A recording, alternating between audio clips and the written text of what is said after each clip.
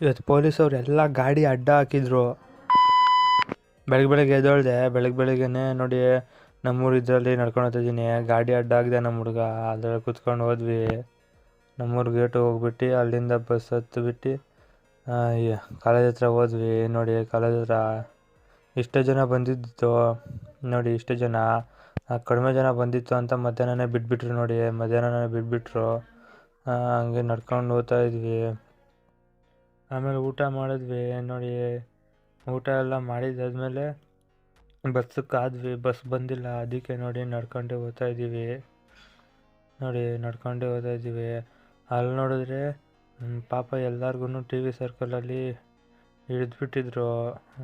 ಇದಕ್ಕೆ ಹೆಲ್ಮೆಟ್ ಹಾಕಿಲ್ಲ ಅಂತ ಹಿಡಿದಿದ್ರು. ಅದೆಲ್ಲ ನೋಡ್ಕೊಂಡು ಬೇಲ್ಪುರಿ ತಿನ್ನೋಕೆ ಹೋದ್ವಿ. ನೋಡಿ ಬೇಲ್ಪುರಿ ತಿಂದಿದ್ದಾದಮೇಲೆ ತಿರ್ಗಾ ಟಿಪ್ಪರ್ ಹಾಕಿದ್ವಿ, ಅಡ್ಡ lift.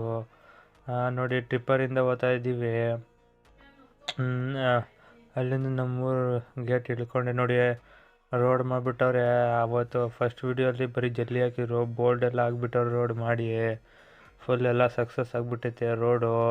Full highway, national highway ಆಗಿಬಿಟ್ಟೈತೆ ನಮ್ಮ ರೋಡು.